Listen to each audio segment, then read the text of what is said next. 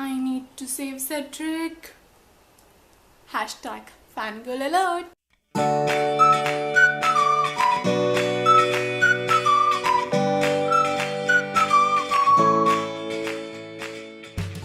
Hey guys, good morning and welcome to my channel. So today I'm doing something very different, something I never thought I'll do before. And this made me do it. So let us begin with the non-spoiler version. This book is written by j.k. Rowling. It's the 8th book and it is the continuation of the Harry Potter series. It is also written by John Tiffany and Jack Thorne, and this has been converted into a play by Jack Thorne. So as you can see, it's a beautiful cover, and the inside of it is also very pretty. The leather with the gold, it's very pretty. So the book starts where the 7th book ended, which is the best part because you get to see all of it again 19 years later, Harry leaving his son to the train. It's amazing. So you get a little bit rewind of the last book, the epilogue of that book. And also this book is not like the other Harry Potter books. It's not like a usual novel. It's in a play format. So you might know that this is actually the script of a play that's happening in London. So if you live in London, great. If you don't, buy this book. So this book is actually the script of that play. So for some of you, it might be hard to read. I thought it will be hard to read for me, but it was pretty easy. It was not that tough. Of course, j.k. Rowling's writing is exceptionally amazing. This was the same. It was not like the other books, but still great. This book also has a lot of comedy sessions. We see like little comedy. It's mostly time travel, but a little comedy. That's it for the non-spoiler version. If you haven't read it, you can click the cancel button and read it and come back again. And if you have read it, let's start with the discussion. So this book, as you might or might not know, is about Albus Severus Potter, who is the son of Harry Potter and Ginny Weasley, or Ginny Potter. As we saw in the 7th book, Harry's son was really confused what if he got into Slytherin. Then I thought that it was something similar to what Harry had in his first year, the dilemma. But then I thought he will get into Gryffindor.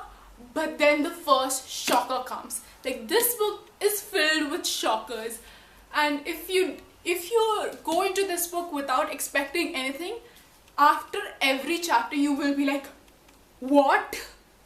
So the first shocker is Harry Potter is put into Slytherin.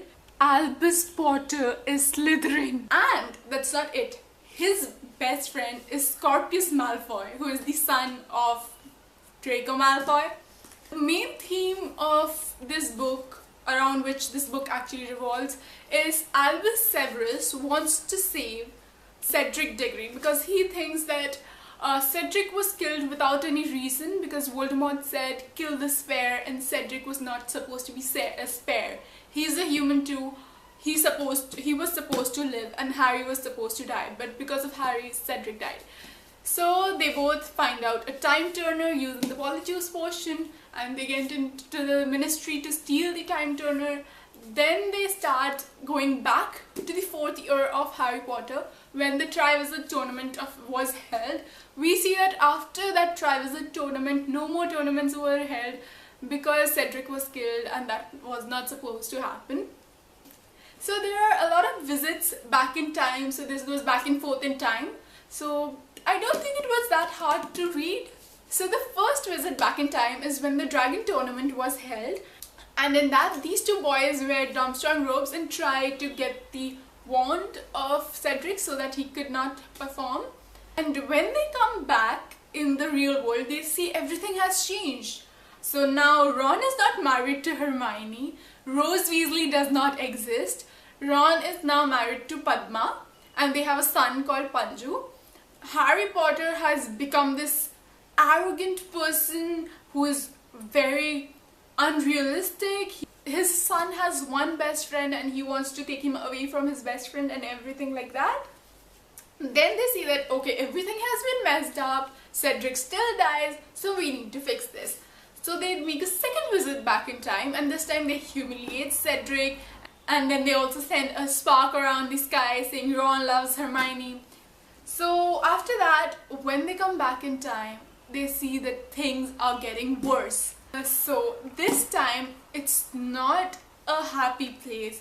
It's a dark world. Voldemort still exists because we see Cedric got humiliated so much that he becomes a Death Eater, and then he kills Neville Longbottom, who was supposed to kill Nagini, and therefore Harry dies. Harry is dead.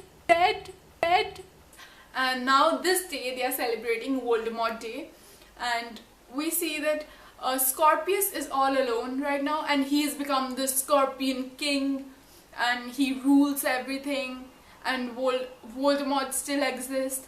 So Scorpius needs to find a way to fix this. So he goes to Severus Snape. Thankfully, Severus Snape is alive, which like really made my heart melt. And Severus Snape is still a good person, so he has hidden Hermione and Ron in a hidden place.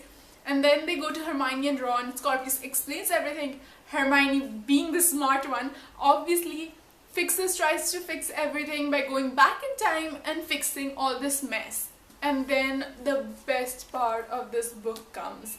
That is, Hermione and Ron were not married in this world, but they decide to sacrifice their lives because they are expecting that there will be a better world. At least Voldemort will be dead if they go back in time. So they confess their love for each other and then get killed by Dementors. That was a very hard reading time. And then we see Snape in this world also gets killed. So Snape. Also, one of the most emotional parts in this book is when Snape says to Scorpius that he's proud that Albus carries his name.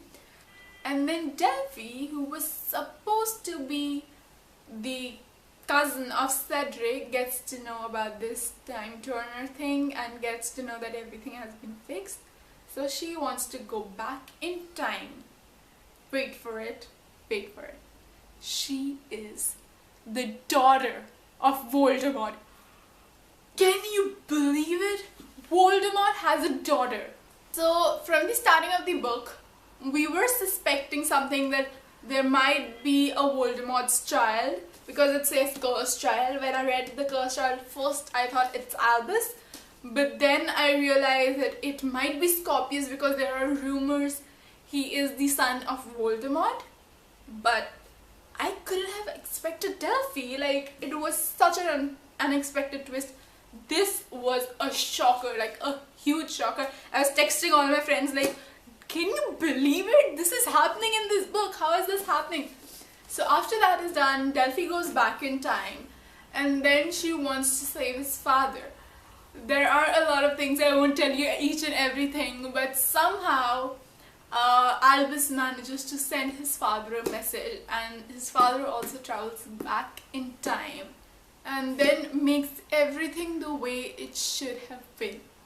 That's the end of the story. In the beginning of the story, we see that Albus and Harry do not go together that well, but at the end of the story, everything was well.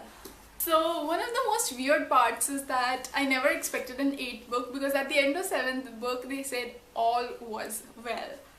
And in this book, everything is not well. Trust me, everything is not well.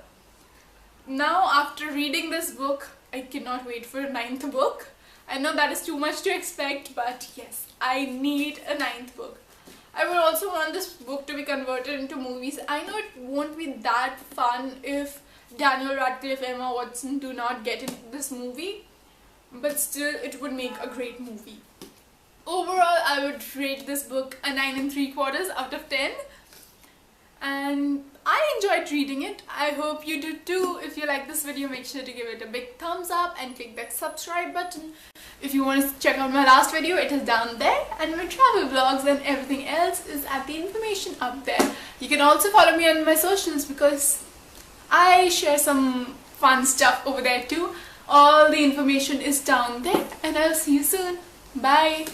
And if you don't know, I make videos every Saturday, so see you next Saturday.